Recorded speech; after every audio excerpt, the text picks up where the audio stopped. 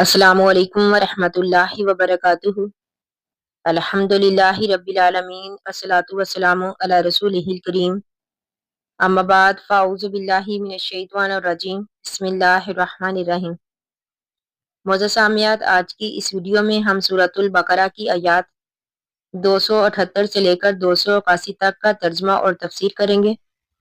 ان آیات میں سود سے توبہ، عدل و انصاف، قیامت کے دن اللہ کے حضور حاضری اور ہر انسان کو اس کے اعمال کا پورا بدلہ ملنے کی یاد دہانی کرائی گئی ہے۔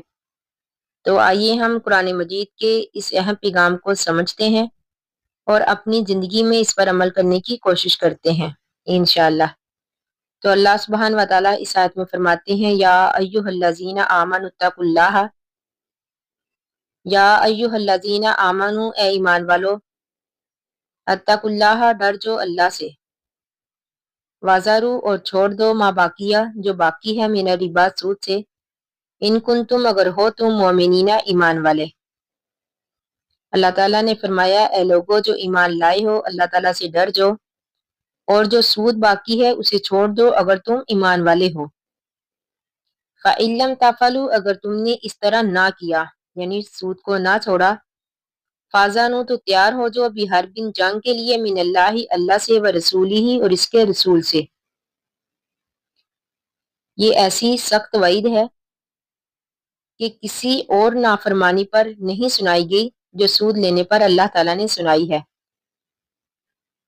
تو اللہ تعالیٰ فرماتے ہیں، وَإِن تُبْتُمْ، اگر تم توبہ کرو، فَلَكُمْ، تو تمہارے لیے، رُؤُوسُ أَمْوَالِكُمْ، تمہارے اصل مال ہیں، لا تظلمون، نہ تم ظلم کرو، ولا تظلمون، اور نہ ہی تم پر ظلم کیا جائے گا۔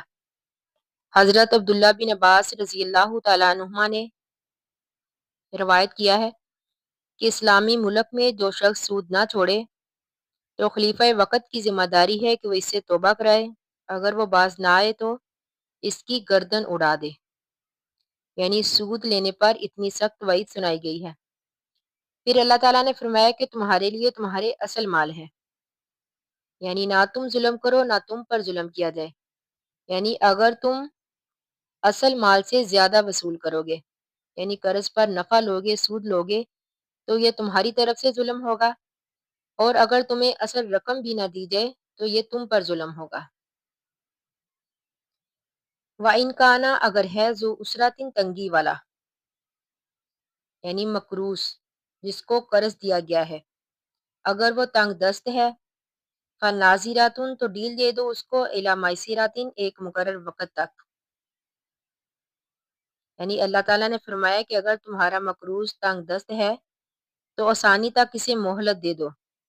وَأَن تَصَدَّقُوا، اگر تم معاف کر دو، صدقہ کر دو، خیرٌ، یہ بہتر ہوگا، لاکم، تمہارے لیے، ان کنتم، اگر ہو تم، تعلمون، جانتے۔ زمانۂ جاہلیت میں قرض کی ادائیگی نہ ہونے کی صورت میں سود پر سود ہو جاتا، اصل رقم میں اضافہ ہی ہوتا چلا جاتا، جس سے وہ تھوڑی سی رقم ایک پہاڑ بن جاتی اور اس کی ادائیگی ناممکن ہو جاتی۔ تو اس کے برعکس اللہ تعالیٰ نے حکم دیا کہ کوئی تنگ دست ہے تو سود لینا تو دور، اصل مال لینے میں بھی اللہ تعالیٰ نے فرمایا کہ اسے مہلت دے دو۔ پھر فرمایا کہ اگر قرض بالکل ہی معاف کر دو تو یہ زیادہ بہتر ہے۔ احادیث میں اس کی بڑی فضیلت بیان کی گئی ہے۔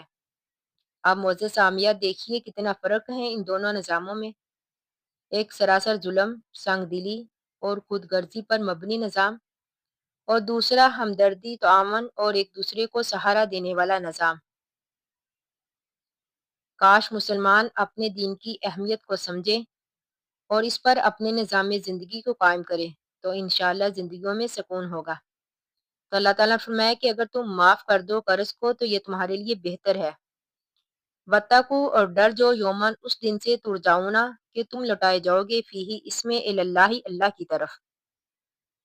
پھر فرمایا کہ اس دن سے ڈر جو جب تم اللہ کی طرف لوٹائے جاؤ گے، ثم، پھر توفیٰ، پورا دیا جائے گا، کل نفس، ہر نفس کو، ما کسبت، جو اس نے کمایا۔ یعنی پھر ہر شخص نے جو کچھ بھی کمایا ہوگا اسے اس کا پورا بدلہ دیا جائے گا، واہم، اور وہ، لا یظلمون، نہیں ظلم کیے جائیں گے۔ بعض روایات میں ہے کہ یہ قرآن کریم کی آخری آیت ہے جو نبی کریم صلی اللہ علیہ وآلہ وسلم پر نازل ہوئی، اس کے چند دن بعد ہی آپ دنیا سے رحلت فرما گئے۔ یعنی اللہ تعالیٰ نے فرمایا کہ تم ڈر جو اس دن سے، قیامت والے دن سے، جب تم اللہ کی طرف لوٹائے جاؤ گے تو ہر شخص کو اس کے اعمال کا پورا پورا بدلہ دیا جائے گا، کسی پر بھی ظلم نہیں ہوگا۔ یعنی اس سے پہلے اللہ تعالیٰ نے سود کی مذمت بیان کی، سود پر وعید سنائی، پھر اللہ تعالیٰ نے فرمایا کہ اس دن سے ڈر جو، یعنی اللہ سے ڈر جو، اللہ کے احکامات پر عمل کرو تاکہ تمہارے لیے دنیا میں بھی آسانی ہو اور آخرت میں بھی۔ اللہ تعالیٰ سے دعا ہے کہ ہم نے جو بھی پڑھا، اللہ تعالیٰ ہمیں اس کو سمجھنے اور اس پر عمل کرنے کی توفیق دے، آمین ثم آمین۔ آخر دعوانا ان الحمد للہ رب العالمین۔